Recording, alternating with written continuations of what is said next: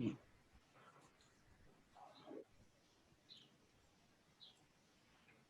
¿Alguno probó de grabar?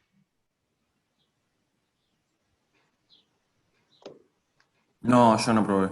¿No? Por lo No, para saber si podían, si no tengo que configurarlo. Bien. No, no se puede. ¿No se puede? Bueno, la próxima lo configuro. Ahí te pusieron en el chat que habían probado también. ¿Que habían probado? Para que no estoy en Sí. el chat. Déjame ver.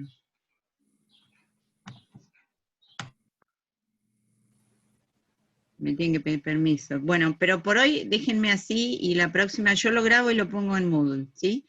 La próxima vemos ese tema. Todavía no lo tengo resuelto, si lo voy a subir a YouTube, son cosas que tengo que aprender y no me resisto. Bien, sigamos con la clase. Entonces, estaba yo explicándoles que esta fuerza distribuida que tenemos en este volumen,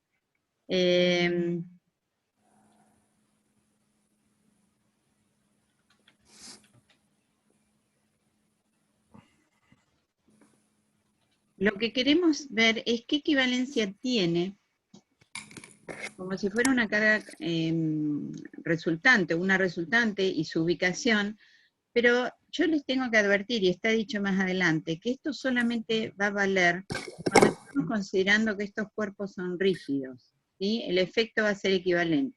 Si este cuerpo se deforma, como vamos a ver en la segunda parte de la materia, o nos interesan efectos locales, esto no es cierto. O sea, no es lo mismo que la estructura tenga una carga distribuida que tenga esto.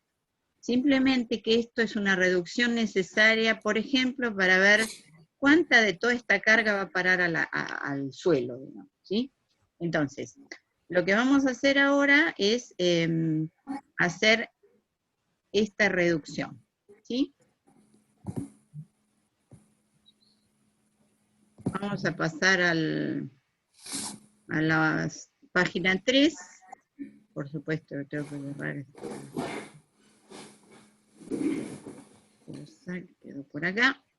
Y entonces vamos a empezar por calcular R. R es simplemente la suma de estas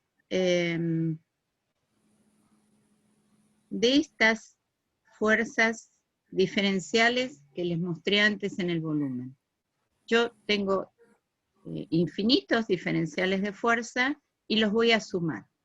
Esos diferenciales de fuerza no son más que esos diferenciales de volumen que los hallé con el elemento de área multiplicado por la intensidad. Si alguno se perdió en el camino, me dice. Yo hablé de sumar estos diferenciales de fuerza, que es lo mismo que sumar los diferenciales de volumen. ¿Y por qué en vez de una suma tengo una integral?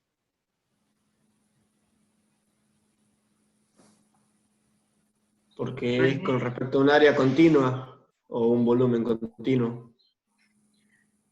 Está cerca, la función es continua, ¿sí? La función que estoy integrando es continua, por lo tanto, en el límite, los matemáticos dicen que la sumatoria, que es una suma, la sigma grande, la sigma mayúscula, se convierte en una integral. En este caso, como el elemento de área, estoy integrando en todo el dominio del área del plano, de esa superficie sobre donde está actuando la carga. Esto lo puedo pasar a directamente la integral del volumen, ¿sí? Entonces, básicamente estamos encontrando R. En este caso es un escalar porque hice una cuenta, pero en realidad ustedes vieron que es un vector porque tiene dirección, sentido, y este sería el modo.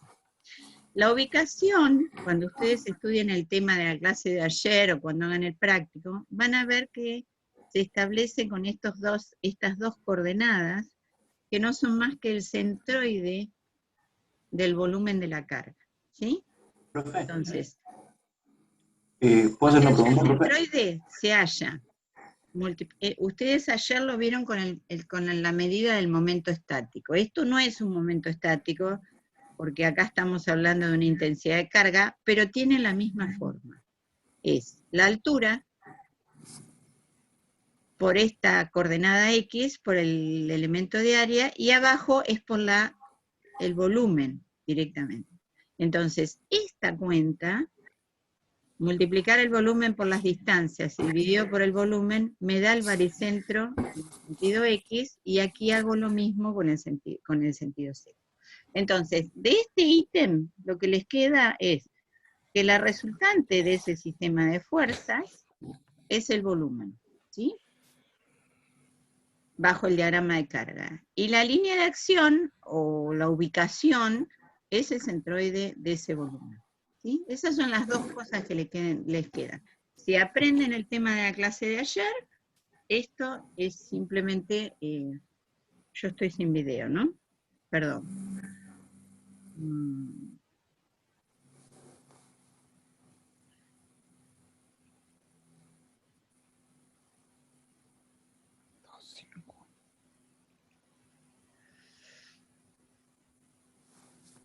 Bien, ahora vamos a pasar, les muestro la transparencia que sigue para que vean de qué vamos a hablar. Si ese volumen se repite en el sentido de las zetas, como está aquí, uno puede reducir todo el estudio a una línea que está ubicada en este plano, ¿sí? Entonces, si esto es repetido, lo que hacemos es colapsamos todo en un plano, que sería este plano.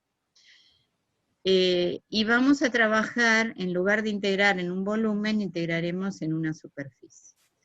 Básicamente lo que dice acá es que vamos a multiplicar por ese ancho constante donde se repite la carga, que sería este ancho A, ¿sí? En dirección de Z.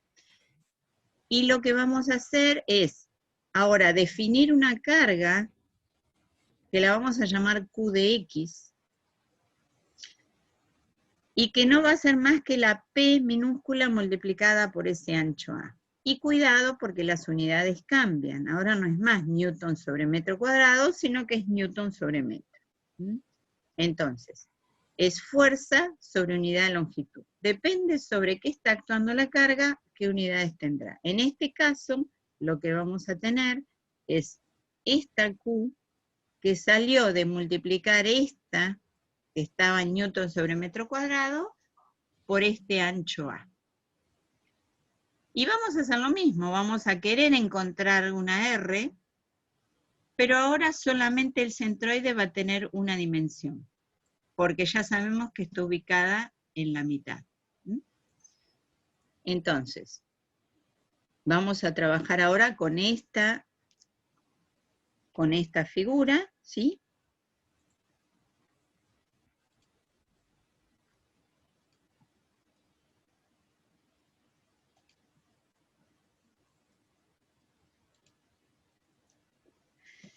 Y ahora solamente me voy a mover en el eje de las X, ¿sí? Y en lugar de tener un volumen como tenía antes diferencial, ahora voy a tener un área que está sobre el plano XY, que tiene base diferencial de X y que tiene altura Q. Entonces, lo que voy a querer hallar es la resultante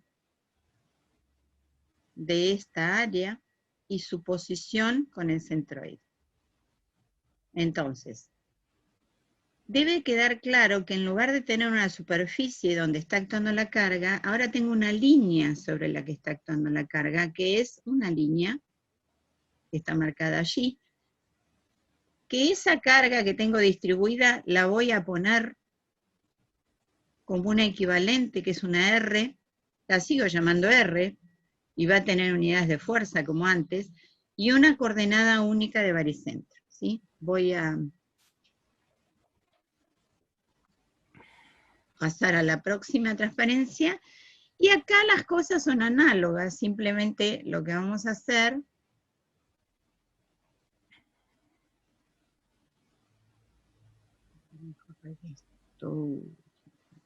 por acá. Acá lo que cambian son las dimensiones, o sea, el estado, la dimensión del problema, ¿no? Aquí vamos a estar trabajando con un DF, un diferencial de fuerzas que en lugar de ser un volumen, ahora es un elemento de área, y se multiplica Q por dx. Cuando sumo todas estas fuerzas, lo que voy a tener es una integral. Primero en una longitud, porque estoy integrando dx, pero si lo reemplazo, lo voy a integrar en el dominio.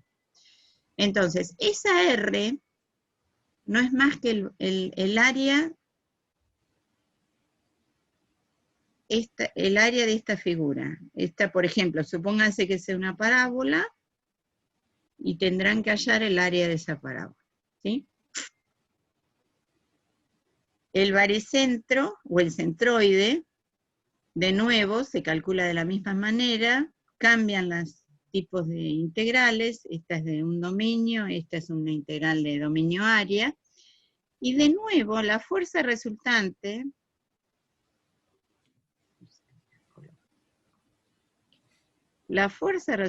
acá, es el área, ya no es más el volumen, ¿sí?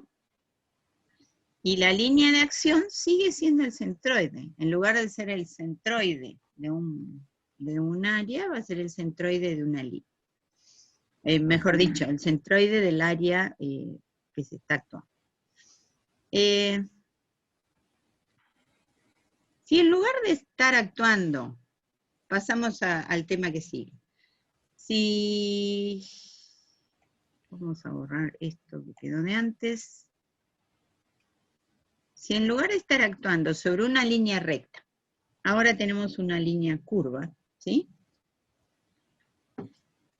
Vamos a mostrar un caso particular de carga, y yo acá les quiero decir que hay un par de apuntes más en Moodle, que son de otros profesores, del ingeniero Serralunga, del ingeniero Gil, que estuvo en la materia en su momento, donde hay muchos más casos y más teoría de esto, ¿sí? Esto está un poco reducido a los casos principales que vamos a ver, pero a lo mejor en la práctica tienen algún otro tipo de carga que lo van a encontrar en los otros apuntes.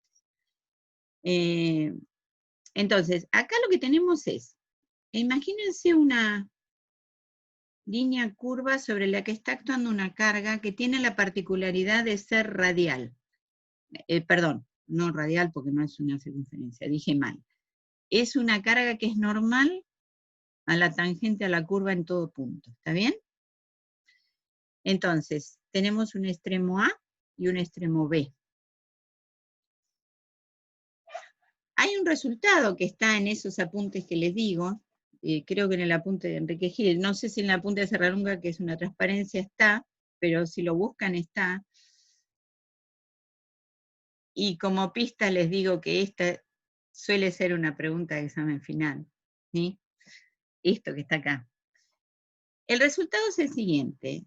Dice que la resultante, que habría que hacer integrando, como vimos recién, integrando todo esto que está acá, y la posición habría que hacerlo así, uno puede demostrar haciendo esas integrales que la resultante no es más que el valor de la carga por la longitud entre A y B. Es un resultado muy especial, porque miren qué fácil, en vez de hacer toda esta integral sin saber lo complicada que será esta función, simplemente tomo la distancia entre A y B, que es L a B, la distancia recta, por supuesto, y la multiplico por Q. Eso me da la resultante. ¿Cuál es la dirección de la resultante? Es normal a esa línea AB. ¿Y cuál es la posición? En la mitad. Es un resultado especial, ¿sí? Entonces, acá está escrito, la fuerza resultante depende de la longitud de la cuerda, ¿sí? Esperen que pongo el lapicito.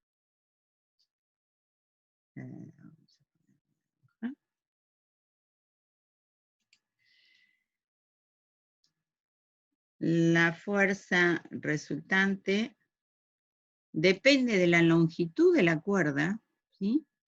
Que une los extremos de la línea, y no de la forma.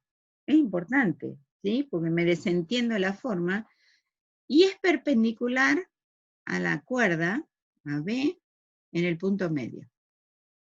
¿Y qué cosa particular? Acá dice línea de carga cerrada me da R igual a 0. No sé cómo andamos de horario.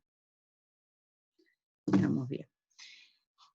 ¿Qué pasa acá? Vamos a hacer algún dibujito. Si tengo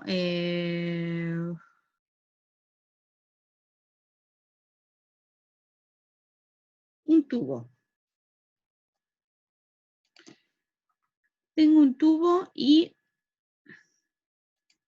supóngase que lo estoy mirando en un corte y el tubo tiene presiones internas. Ah, al revés. Esta no iba.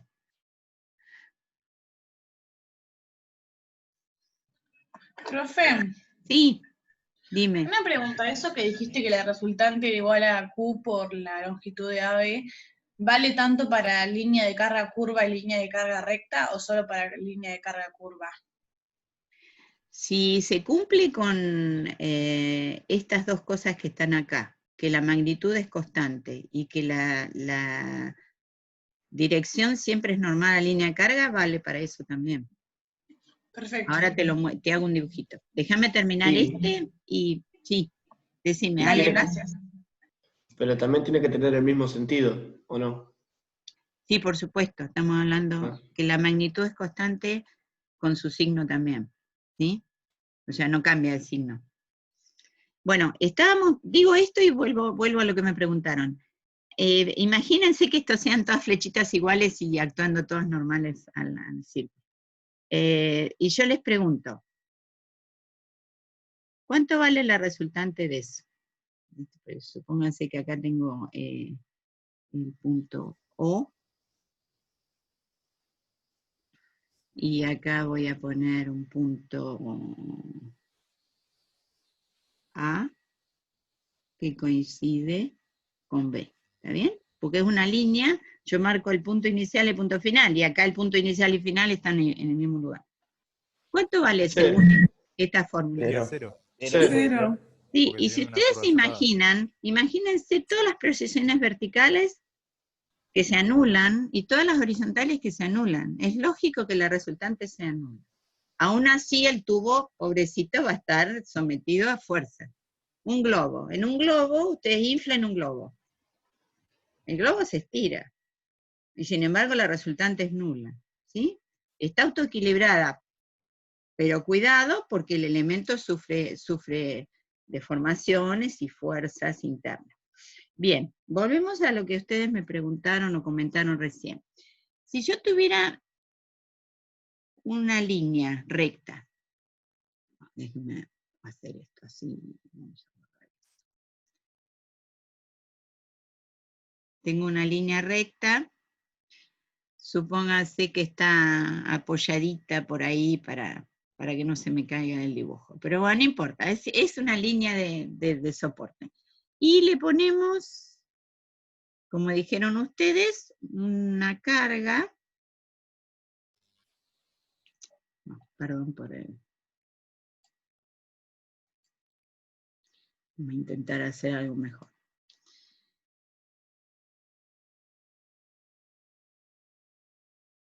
Ahí, hacemos flechitas, y tengo todas flechitas por acá, ¿sí? Esa sería una carga que cumple con este requisito, ¿está bien? Tiene magnitud constante, que la podemos llamar Q. No importa los ejes, bueno, podríamos poner un eje X, una Q de X, pero es constante, ¿sí? Yo la llamo Q cerito. Es un número, 10 kilos sobre metro, ¿está bien? A veces decimos 10 kilos por metro, nosotros en español. Y en realidad no está bien dicho, sería kilos sobre metro, porque confunde. Eso viene porque se usaba kilos per, la palabra en latín, per, que quiere decir sobre, pero bueno, aclaremos que es kilos sobre metro. Esta cumple con estas condiciones, tiene magnitud constante, y cuando digo magnitud también digo signo, y dirección de línea normal a la carga. Entonces, pregunto, ¿cuál sería la resultante y la posición, y no tengo mucho espacio, pero bueno, no quería hacer esto, es horrible. Cómo extraño el pizarrón.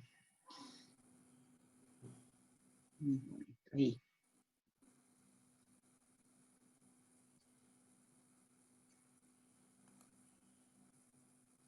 Bueno, lo que sea. Digo, ¿cuál sería, vamos a ponerla naranja, la resultante? ¿Qué dirección tendría? ¿Qué sentido tiene y dónde está ubicada? Sería la carga por la longitud total, digamos. Sí, o sea, pues supongamos no le Sería puse, entrante vamos y a en ponerle el... un nombre a esta longitud, LAB, y esto es A, y esto es B, y vamos a poner azul la resultante. Entonces, ¿dónde la pongo? Perpendicular centro. al segmento y en el centroide. ¿Dónde está el centroide? En el centro. En el medio. Centro. En L sobre 2. LAB sobre 2. Vamos afinando el vocabulario. Efectivamente, está en L sobre 2 de alguno de los apoyos, ¿sí?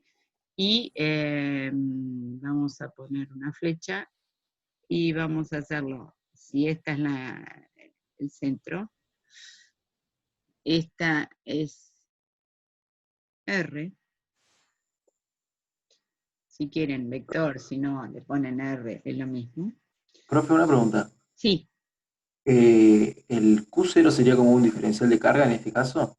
no, el Q0 multiplicado por es la el valor longitud. de la carga, de la intensidad de carga, que es constante. Esta Q que Ajá. está indicada por allá, este Q0, por ejemplo, si querés, Pregunto va a porque valer no, para Q0. como, Q0 es, por ejemplo, suponete 10 newton sobre metro, así. Cada metro, si yo tomo un metro, una unidad, tiene 10 metros de resultante. Pero no es una fuerza, sino es una intensidad de fuerza. ¿Sí?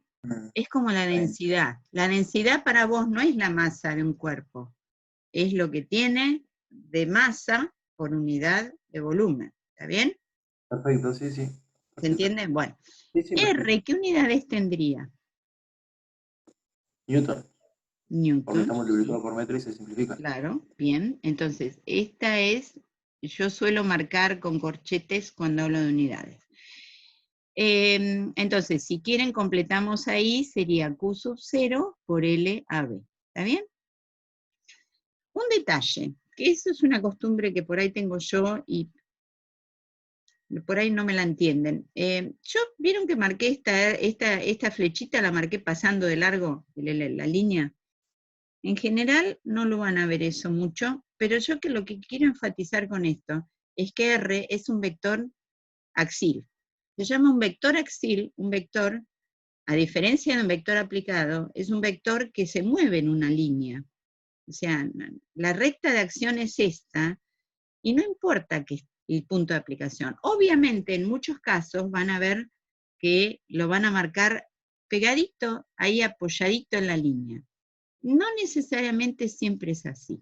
¿Sí? No está mal que lo marquen ahí, pero recuerden que esto es así porque va a haber situaciones de carga donde esto es importante.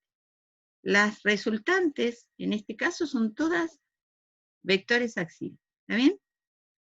¿Quedó más o menos claro el tema? Pregunten. Sí, profe. ¿Se entendió? Bueno, vamos a seguir. Tengo que borrar primero. Si no borro, esto es un lío.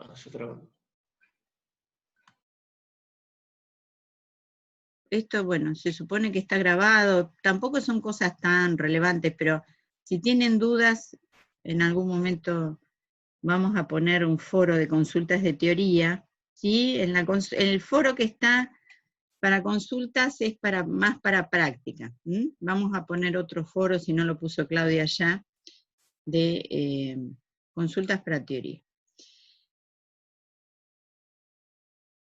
Fíjense que acá está la nota que yo les dije antes.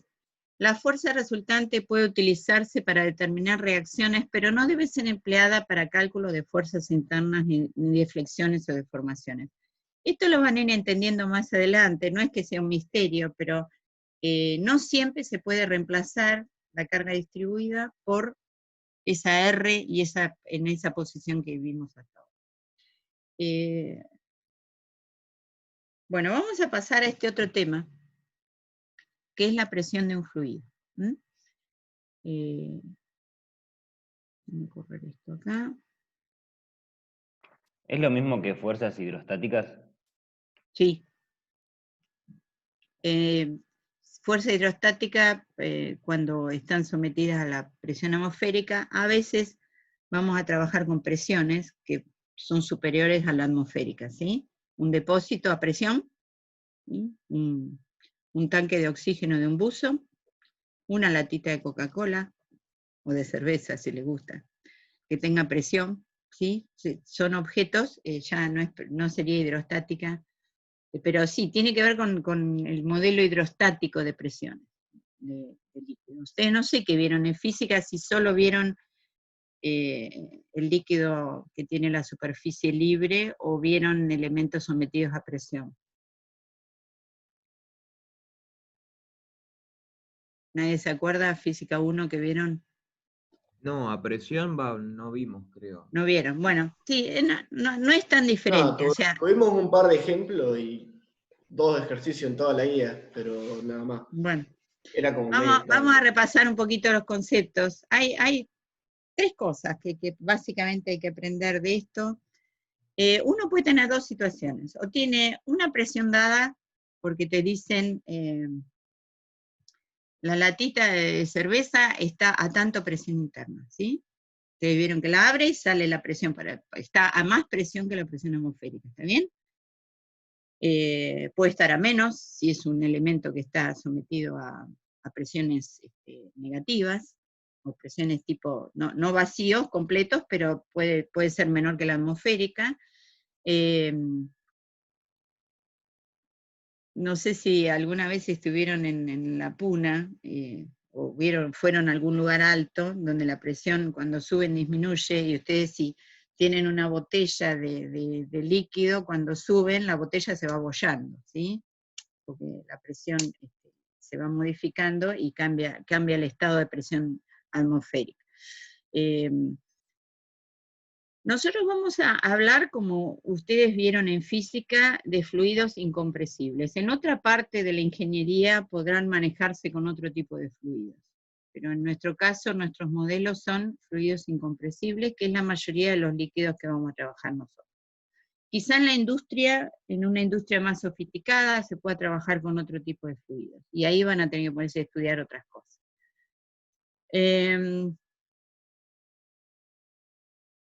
La presión, bueno, otra vez no me queda sin tiempo. Vamos a llamar P a la presión a la que está sometido el fluido. En este caso volvemos a hacer una fuerza por unidad de área, ¿sí? La presión, como ustedes me dijeron, la presión atmosférica se mide en hectopascales, ya que es fuerza dividida en unidad de área. Depende del peso específico del fluido y de la profundidad. Eso si hablamos de una presión libre de superficie, ¿sí? Después por ahí va a haber algún ejemplo donde trabajemos con presiones, eso en temas más adelante, con presiones dadas, no esto, sino P. P vale una atmósfera y media, por ejemplo. Entonces, si vale una atmósfera y media, no depende de esta formulita, porque ya no estoy libre en referencia a la atmósfera. Entonces, vamos a tener tres cosas importantes en un fluido. Acá está dibujado un depósito con una capa libre, o sea, está abierto a la atmósfera, no está sometido a presión, sino que la presión deviene solamente de la profundidad del líquido, ¿sí? Entonces, en este caso vamos a hablar de una presión que depende de la altura, ¿sí? Cuanto más profundo estoy, más presión hay. Eso lo tienen claro. Entonces, yo diría que hay 3 cosas que uno debería acordarse de este modelo. Es un modelo de presión hidrostática, lineal, ¿sí? Sencillo, hay cosas más sofisticadas, pero bueno, a nosotros nos alcanza. Un punto 1, que sería que la presión depende de la profundidad. Este gamma, letra griega gamma, minúscula, ¿qué es? ¿Alguna idea? Nosotros lo llamamos así al peso específico. Esto, en otros lados, a lo mejor usan otra letra, ¿sí? ¿Qué letra usaban en física para el peso específico? Creo que Rho, si no me acuerdo. ¿Rho? A la densidad Rho. o delta, no sé. Sí. Sí, Rho usamos. Rho usamos. ¿Y a la densidad con qué letra? Con delta. No, Rho para la densidad. No, Bueno, primera cosa que tenemos que aclarar es que densidad y peso específico no son la misma cosa, ¿no? ¿O sí? no, porque la densidad solamente depende del volumen y de la masa, y el peso específico de lo que lo rodea, ¿no? De la fuerza que ejerce. Y Bueno, entonces escribamos, cuando eso cambia en el agua la o en otro densidad. lado. Vos me dijiste que depende del volumen y de la masa. ¿Cómo escribo la fórmula, la densidad? Masa sobre volumen. Bien, masa sobre volumen. ¿Y el peso específico? Es la fuerza resultante, si abajo no me sale, la masa por la Sería gravedad o la la masa densidad por... la densidad por la gravedad, ¿no? Esa es una forma. O sea, si supongamos que a la densidad, nosotros la solemos llamar Rho. Rho por G, o sea que puedo decir M por G dividido volumen, ¿sí? M por G, ¿qué es? La masa por la masa del líquido. Por la gravedad. Peso. Claro, el peso. Peso, bien. Peso sobre volumen, eso es el peso específico, y masa sobre volumen es la densidad. O sea que acá va el peso específico del fluido que estemos considerando. El segundo ítem que hay que tener en cuenta en este modelo es que estas presiones sobre un elemento del fluido, yo me agarro un pedacito del fluido y me fijo, si tuviera la potestad de hacerlo, de mirar qué fuerzas están actuando. Y siempre son fuerzas normales al plano y entrantes, ¿sí? La presión entrante. Eso es así, siempre es normal al plano, cualquiera sea el plano que mire, y cuidado con eso, cualquiera sea el plano que mire, y entrante. Y tercera cosa, no, ya está, era 2 y 3, las puse juntas. Es normal y entrante. 2 y 3. Son 3 puntos que hay que acordarse, que depende de la altura, que es normal y que es entrante. ¿Por qué? Si yo por ejemplo, siempre les hago el mismo comentario, que es lo siguiente. Voy a intentar hacer un dibujo. A ver, voy a poner la pantallita blanca para...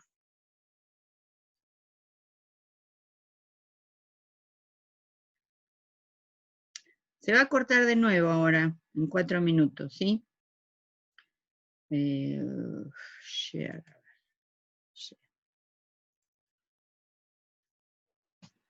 Bueno, aguántenme con el dibujito este. Imagínense que estoy mirando el perfil de un estanque de agua. Esto es tierra, y esto es agua, que la dibujé en naranja, pero bueno, vamos a hacerle... Esto es un símbolo que indica el nivel del agua, o a veces se indica así. Acá está la atmósfera, ¿sí? Esto es agua. Y ustedes imagínense que voy a representar un objeto acá, chiquito, en el plano. Ahora me puse en el plano, ¿sí? Un objeto chiquito, supóngase que es un buzo, una persona que está metida en el agua. El plano de arriba sería la cabeza, los costados serían los brazos y la parte de abajo los pies. Entonces, acá, viéndolo a una cierta profundidad, la voy a poner en el medio para no... el objeto es chiquito comparado con la dimensión de lo que estamos viendo ahí. Esto sería una profundidad I. ¿Está bien? ¿Se entiende que estoy viendo? Tengo un objeto acá, un objeto. Bueno, y quiero saber qué fuerzas tengo actuando allí, y voy a tener. Si yo soy un buzo, ¿qué siento en la cabeza? Y siento que algo me está apretando. ¿Sí? No, perdón, lo hice al revés. Flechas. Entonces, siento una fuerza que viene así, ¿está bien? Y en los brazos, ¿qué siento? En los costados del cuerpo. Y siento que me está apretando el agua. No me está tirando, me está apretando. Entonces esto viene así. Y en los pies, en la planta de los pies, ¿qué siento? Y también siento una presión. Ese es el modelo hidrostático. Y cada una de esas cosas vale gamma por I. ¿Está bien? ¿Se entiende el modelo? Es todo lo que tienen que saber de, digamos, del principio de fuerza hidrostática. ¿Sí? Es lo que en física les debería haber quedado de ese modelo. Profe, entonces nada más sería el peso específico. Sí, si es agua. Agua. Esto no se lo vamos a dar de dato en el problema, así que lo tienen que saber. ¿Cuánto pesa el agua? 1000 kilogramos por centímetro cúbico. Eso se llama agua pesada. Imagínate un centímetro cúbico que pese 1000 kilos. Es mucho, ¿no? Por decímetro cúbico, ¿no es? Por metro cúbico. Por metro. Por decímetro, o sea, por litro. Un kilo por litro. Está opinado esto, che. Y la verdad, como dice el dicho, la matemática no es una opinión, ni las medidas de peso específico son opinables, así que tiene que ser un solo número, no pueden ser varios. ¿No es un metro Bueno, vamos a empezar con 1000. ¿Un Ustedes, kilogramo por metro cúbico? 1 kilo por cada litro. O 1000 kilos bien. cada metro cúbico. No, es 1 kilo por metro cúbico. Bueno. No, es 1 kilo por litro y el litro creo que es Un decímetro cúbico. Entonces, kilo por O decímetro. sea, vamos a algo que ustedes manejan más fácil, aunque ahora toman el latín. Yo siempre lo llevo a la cerveza porque yo creo que pasan más horas mirando una lata de cerveza que estudiando. Pero bueno,